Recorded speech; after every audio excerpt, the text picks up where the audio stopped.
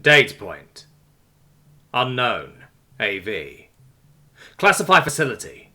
Earth. There was a change in the texture of nothingness. A return of some of the functionality of his body. Six wasted no time in extending his sense of self outwards from his cloistered life inside the implants and into the meat he was wearing. It was, surprisingly, not too bad. His mouth was dry, and his head ached a little, but he awoke to find himself lying, clean, clothed, and dignified, on a bed. It wasn't exactly a comfortable bed, but nor was it tortuously hard. It was just a simple mattress, with a pillow-shaped raised bit at one end in lieu of an actual pillow, and a blanket. It was the sole feature of a plain grey room, other than a door which looked, if anything, even more solid than the walls around it, and a sturdy, yellowish light panel in the ceiling. There wasn't even a window. He sat up, enjoying the feeling of his limbs moving again, appreciating the way they reported none of the discomfort he had felt when last conscious and pinned face down to the San Diego sidewalk. His link to 72 was dead. The micro-wormhole connecting him to the hierarchy had somehow closed itself. Wherever he was, it was at the very bottom of a communications black hole. No matter. Unexpected complications or not, the mission remained the same. Gather information. Something would, presumably, be happening soon. He would record it. He would remember it. He would find a means of escape, and rather than being a disaster, his hive-poking would turn out to be a triumph. For now, he sat and waited. He didn't need to wait long. Though there were no obvious sensors or cameras in the cell, pretty soon there was a sliding sound. A panel had opened about eye level on his door. It shut immediately afterwards, and was followed by a second, larger hatch at about waist height, through which was thrust a tray. The smell wafting off it immediately reminded him that he was hungry. Unbidden, his stomach emitted that peculiar growling sound again, and his mouth went into overdrive. Salivatory glands anticipating the arrival of food. It turned out to be quite bland fare next to his last meal of just a few days ago. Some white substance, like a dry gel almost, or paste. Its taste was pleasant, but simple.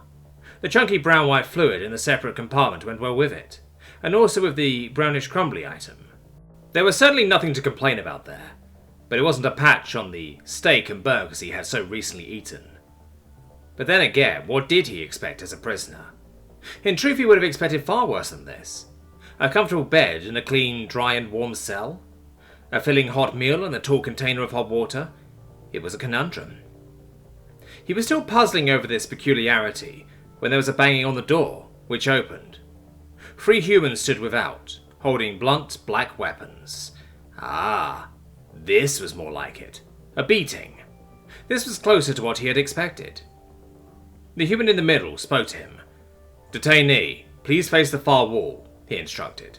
"Crouch on your knees, place your hands on your head and interlock your fingers." "And if I don't?" Six challenged. He could handle a beating. This nice treatment was getting to him. "Detainee, please comply. We will be forceful if we must." There was that word again. Please. It seemed so strange to have the armed guards address him politely and respectfully, even if they were being impersonal. He glanced at the far wall, wondering if he should just comply and see what awaited him if he did. After all, why go through all that pain unnecessarily? The guard spoke again. "Detainee, this is your final warning. Your compliance is mandatory for everyone's safety, including yours." So, no beating. They just restrain him and, what, take him somewhere? Either way, there was no point in suffering the inconvenience. "Fine, I comply," he said, turning to the wall and kneeling. The guard stepped into the room. "Hands on your head and fingers interlaced, please, detainee." Six obeyed. There was an efficient bustle of movement. His hands and feet were bound with metal, though from the loosest at the ankles he would be able to shuffle or walk. Something dark went over his eyes, something soft over his ears. His world became a purely tactile one, full of no sensation but the hard floor under his knees, the weight on his limbs. Strong hands lifted him to his feet, and he could sense, he wasn't sure how, but his body reported certainty of the fact, that 2 of the guards moved into position near him, guarding him with physical contact, pushing him forwards just enough to get the message across that he should be walking. As predicted, he couldn't hit any kind of a stride, but he was able to walk after a shuffling, slow fashion.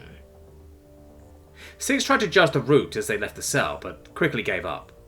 There were so many turns, and he was spun around a few times at some points, completely throwing any attempt to track where he was or how far he had gone. For all he knew, they could have walked past his cell door 5 times before he heard, faintly, through the stuff on his head, the sound of a door. A chair was bumped gently against the back of his knees, and those same hands that had guided him for the last few minutes helped him sit down. There were a few tugging sensations, and sound and light returned in a rush, making him blink and grimace. "Hello." The greeter was seated opposite him, smiling faintly as the handlers filed out of the room. It wasn't a large room. In fact, it was just the 2 chairs, a desk, and a conspicuous camera mounted on the ceiling. The only features on the desk were a small laptop turned towards the human so that Six couldn't see the screen, and a slim paper dossier and pen. "My name's Stephen. I've been assigned to your case," the man opposite him continued. "My goal here is to learn as much as I can about you and your associates, but before we begin, have you been fed well? Are you comfortable enough?" This was not, Six thought, how an interrogation should go. Date point: 3rd year, 8th month, 3rd week, AV. Something was very wrong in the life of Adam Aries. He never realized before just how small his dad was. In fact, Adam had stood taller than his old man for a couple of years, but he'd always seemed large to Adam. Now, wrapped up in hospital gown and blankets, and violating tubes as he was, that illusion was shattered. Gabriel was a small man, but not a frail man. Not usually. Right now, though. And that alone felt like a crippling loss, and he thanked Jesus Christ and all the angels that it was the only loss he'd endured. Gabriel was, miraculously, very much still alive, and according to the doctors, recovering nice and strong. The bullet had entered in the small of the back, bounced off a vertebra, obliterated a kidney and exited through the flank, leaving behind bruising of the lumbar spinal cord and a badly perforated bowel, but, crucially, it had missed the renal artery. By which small grace, Gabriel's life had been saved. They hadn't let him stay. He hadn't been there when Gabriel had first woken up. He hadn't even been able to visit until after a shouting match with his mum and a heated phone call with Mrs. Almodovar. But he'd finally been able to visit, and now... Gabriel shifted, then woke.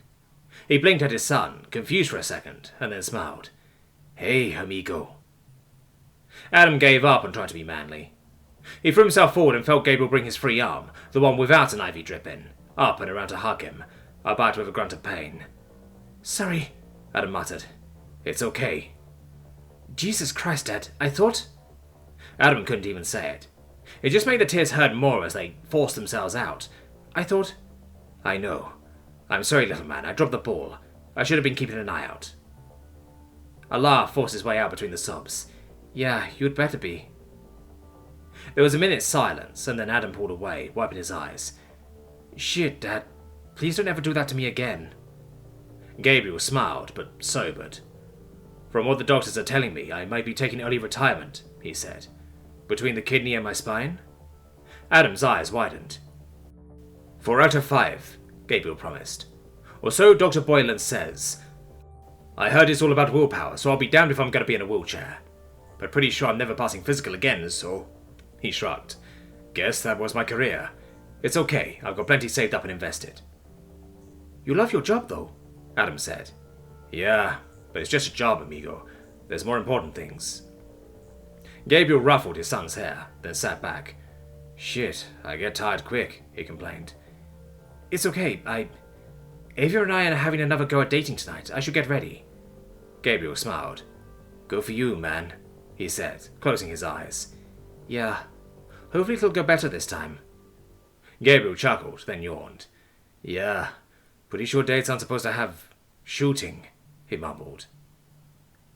Adam let him fall asleep, then let himself out. Date point: Unknown, AV. Classified facility, Earth. Yes, thank you. I'm quite comfortable," Six admitted. It was true. In fact, the seat was cushioned and ergonomic, and he felt perfectly fine sitting upon it. "Good to know," Stephen replied. "So, I'm going to start this interview now. Could you please tell me your name?" Mr. Johnson, Six replied promptly. That particular feature of the drone's cover was hardwired into the same implants that now hosted his personality. Stephen nodded. I was hoping for your full name, he said softly, drumming his fingers on the table. The combination of the drumming and Stephen's mild tones did something very strange to Six. The sounds were actually pleasant, in a way that he had never encountered before. He shook it off and focused on the task at hand. This was still an interrogation, however alien it might be, and Six had 500,000 years of experience to draw on to help him. A human who wasn't even an infant relative to that timeline wasn't going to get the better of him just by being nice. I don't know your full name, he pointed out. True. I'm Moore. Stephen Moore. Thank you, Six said, but didn't reveal his cover's first name, although this was in large part due to the cover not having been assigned a fixed first name. He remained silent as he rifled through the Biodrone's past mission history in search of the most recently used first name. Okay, if you don't feel like sharing yet, that's fine, Stephen said. He tapped on the keyboard of the laptop in front of him, and the gentle tapping, clicking noises the keys made as they were depressed again elicited that same strange pleasantness in Six's head. It felt relaxing, warm, comfortable. He immediately stiffened. What if he was under the influence of some kind of drug? Humans were particularly susceptible to hallucinogens and similar substances. Perhaps that meal had been full of some kind of compound that would open him up to speaking the truth. The sniffling attracted Stephen's attention. Is everything all right? He asked. What was in that food I ate? Six demanded. Mashed potato, biscuits and gravy, peas and carrots, Stephen replied, after checking his notes. Why? Six was an inexpert reader of human expressions and body language, even with the aid of specialist subroutines that lurked deep inside any translator implant. But there was no mistaking the honest curiosity in his interrogator's reaction. It implied that either the food had not been drugged, or, less likely, that Stephen did not know about it. Perhaps the sensation was just another symptom of human strangeness, one to which he had not hitherto been exposed. He didn't know. For now it was safest to withhold his suspicions rather than voice them and out himself as non-human. If the reaction was perfectly normal, and he commented on it as if it weren't, then he would have blundered. He thought how best to make an excuse. I was expecting something less pleasant. Stephen nodded. I understand. But we're professionals here, we don't do that kind of thing. You have my solemn promise that you're perfectly safe. That seems counterintuitive, Six told him. Perhaps. We're interested in information and a peaceful resolution. That's the first and most important priority. As for you, your personal rights are protected by... Here, Stephen paused and thought for a second. A whole mess of laws, which we're not interested in breaking. It's better for everyone that they remain unbroken. How noble, Six scoffed. Or maybe you're just trying to get me to relax so you can catch me off guard. Stephen inclined his head. Is that what you'd do? He asked. Six didn't answer, and after a few seconds Stephen shrugged. He typed something on the laptop in front of him, letting the silence slide. Shall we move on to the actual questions? He asked. What's your name again? Mr. Six emphasized the word. Johnson. Still no first name? No. Not, for instance, Edward? That's the name you use on your flights to and from New York. Unbidden, a detail from the Biodrone's most recent mission surfaced. Yes, Edward. Edward Johnson. Thank you. Stephen tapped on his laptop again. But is that your real name? Six sneered at him. Of course it is. Stephen gave an uncomfortable little grimace. So, why did you rent a car under the name Paul Johnson a few weeks prior? Why is that name on your apartment's lease Mr. Richard Johnson? He smiled. Most people don't change their name as often as they change their genes. They sat in silence for a minute, with Stephen just staring at him, giving Six time to think. There was, he realised, simply no way to maintain the facade of being Mr. Johnson. The Danville drone's recoil was too disconnected from his control, the details of its cover too vague, too hard to retrieve on short notice. A change of tack was in order. He would stick to what he himself knew, without relying on the drone. Call me Six, he said, finally. It wasn't like the simple number would reveal anything. 6. Fair enough. Thank you. 6 only stared at him, awaiting the next question. Okay, 6. You're not human, are you? Date point. 3rd year, 8th month, 3rd week. AV. Scotch Creek Extraterrestrial Research Facility, British Columbia, Canada. There's just an illusion of something different. The very reason they keep telling you something's missing. But whatever it is, you won't get from...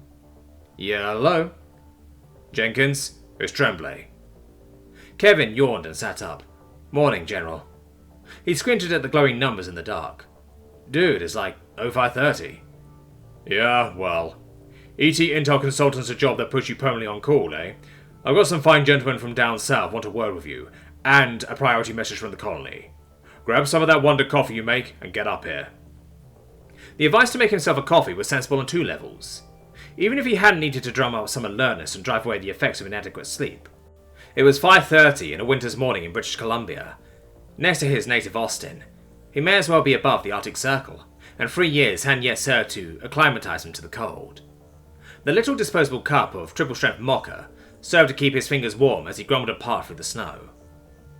A helicopter added to his misery as it came in low overhead while he was passing the security checks to get into the base's command building, kicking up a blizzard that even made the Quebec Card guard flinch inside his greatcoat. Getting inside the heated complex of offices and briefing rooms was heaven. He knew the way to Tremblay's office by heart, but as ever there was an escort. Even 3 years as a civilian contractor and consultant didn't buy the freedom to walk the base unescorted. Fortunately, the guard was known to him, and they swapped some small talk on the way up. Tremblay's office was verging on being crowded, occupied as it was by the man himself, looking, Kevin was pleased to note, just as groggy and dishevelled as he felt, plus another CA General.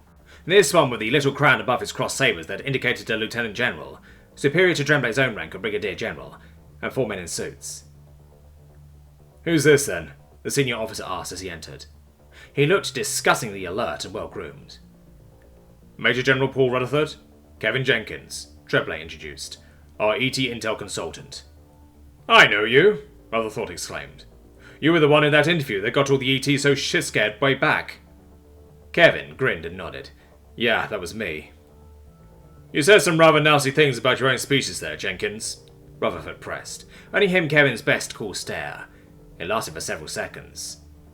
When I said those things, I meant every word, he said. Still do, too, and from the looks of things, history has proven me goddamn well right. Rutherford snorted. I looked at Tremblay. You were right, Martin, he's a dick, he said. Tremblay's glance shot around the room as Kevin raised an eyebrow at him, and he cleared his throat. Commander Higgins and Group Captain Tember here are with MI6, the British Secret Intelligence Service, he said. Agents Hamilton and Williams here are CIA, and Lieutenant Lecard behind you is with our own CSIS. Jenkins turned around. Leclerc was a tiny woman whose feet weren't even touching the floor as she sat behind the door, watching and listening. She gave him a faint smile. I assume you have some ET intel you want me to consult on, he asked, settling in the last remaining seat after dragging it away from Tremblay's desk and turning it around so he could straddle it. Before we begin, I want to make it clear that this meeting is classified and its content is need to know only, under all the relevant laws of and treaties between our respective governments.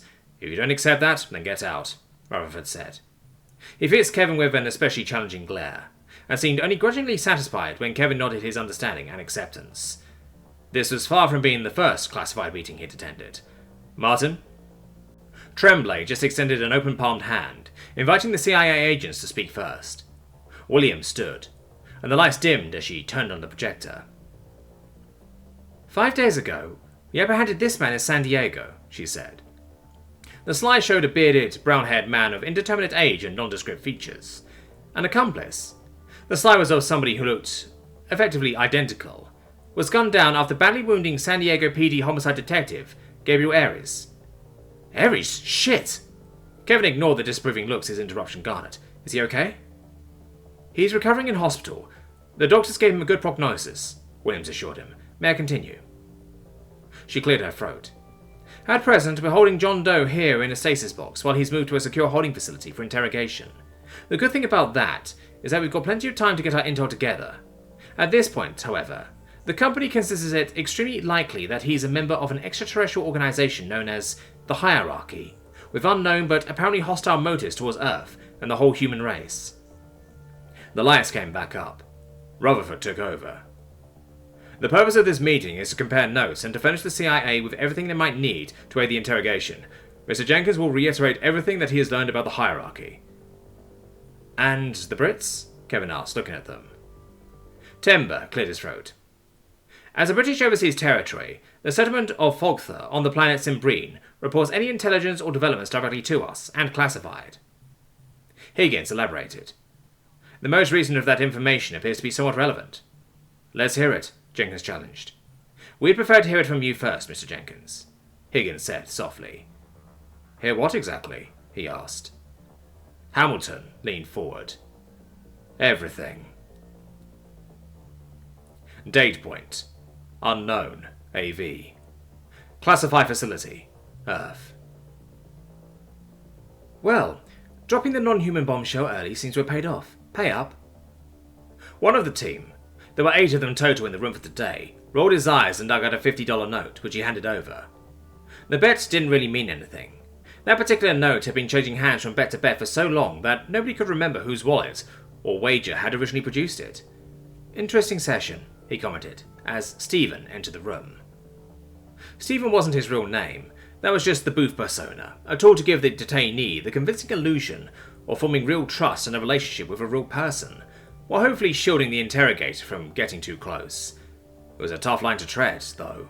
Any hint of insincerity could set back the interrogation a long way. It was a damn tough job. How are we doing? He asked, grabbing a cola and sandwich from the little desktop fridge in the corner. Plenty of data points. He seems to respond well to politeness, and he changed tack nicely when you caught him in the lie about his name, and he definitely had a moment of panic when you dropped the non-human bomb on him. I saw it, Stephen agreed. He telegraphs a lot. I was expecting an alien infiltrator to be more stone-faced. We've still not really established that he's actually an ET. There was a gentle throat clearing from the team psychologist. She was the sort of person who spoke only rarely, but commanded total attention when she did.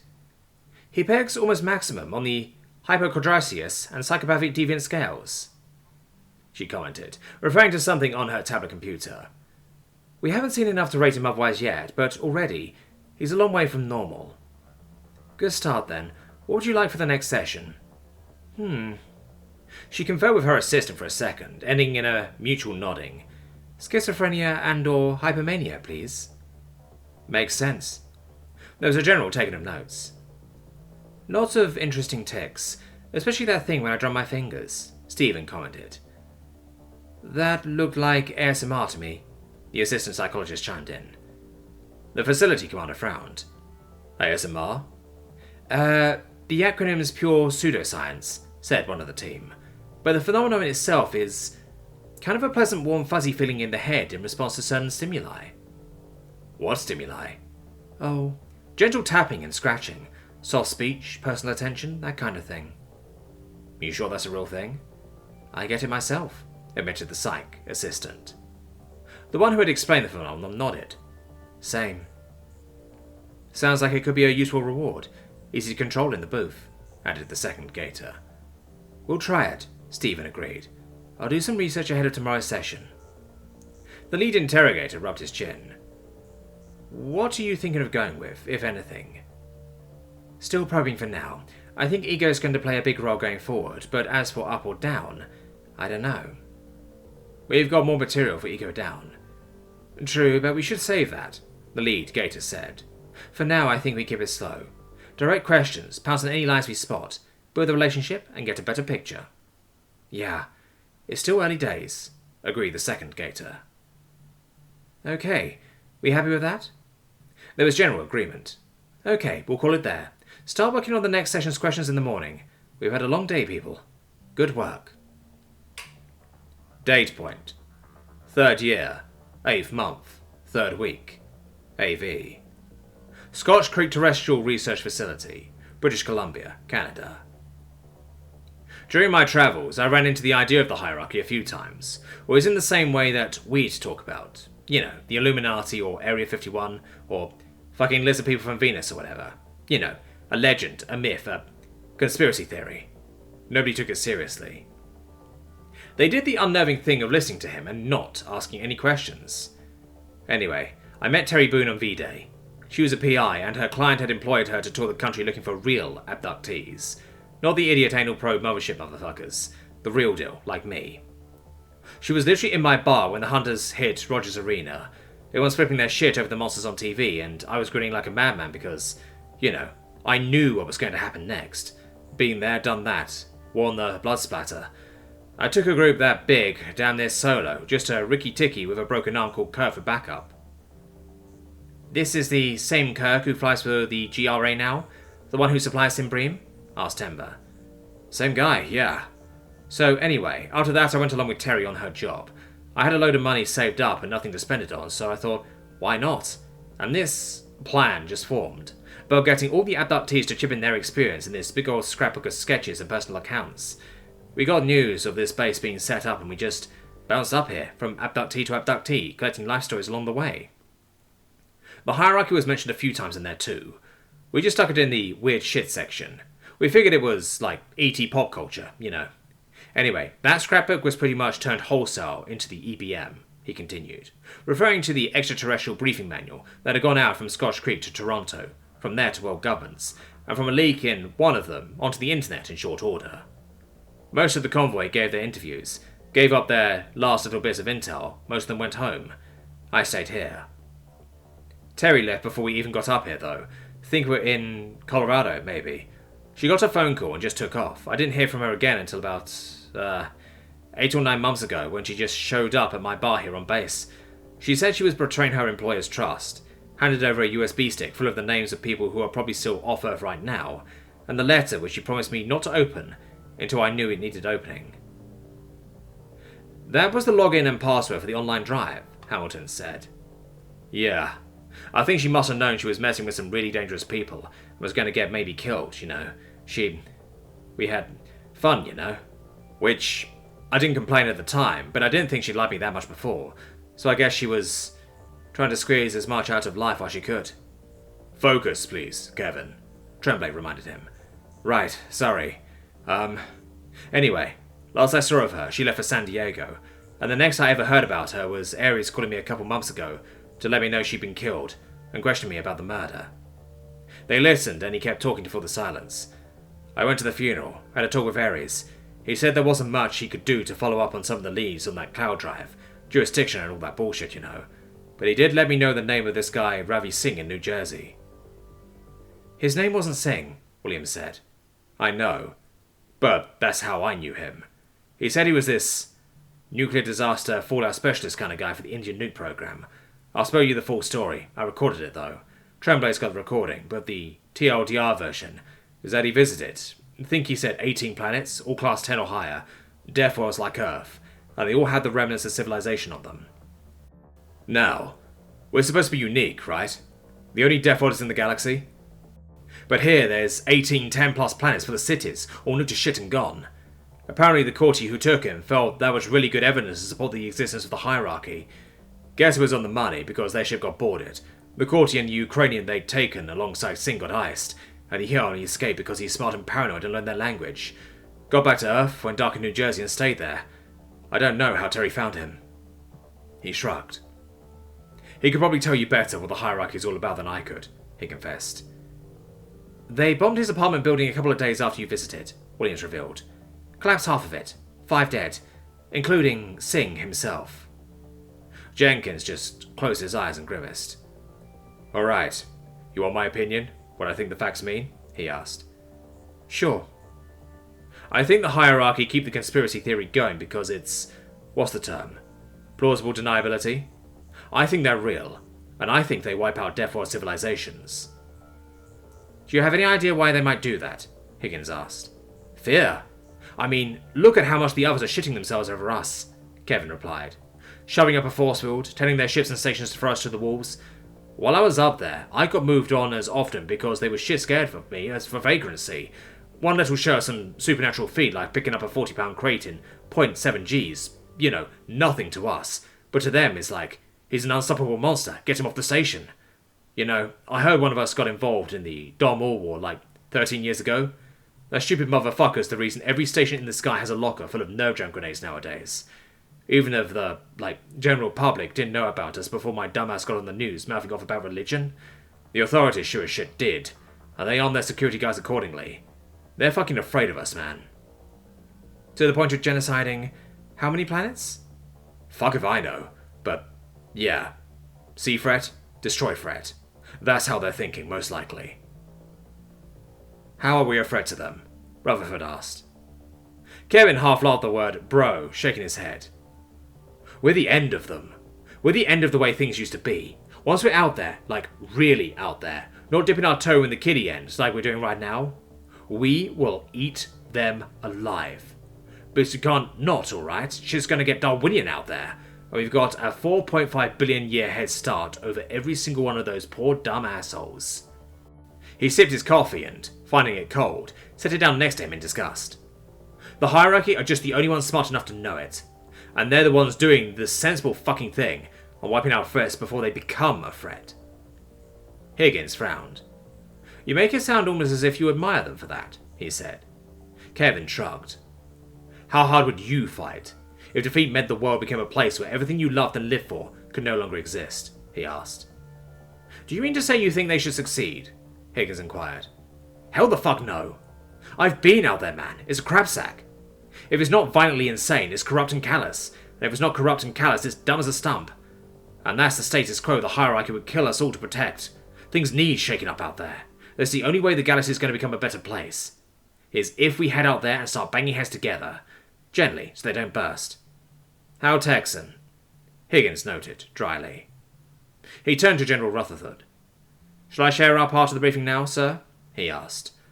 Rutherford nodded. Oh yes, please do.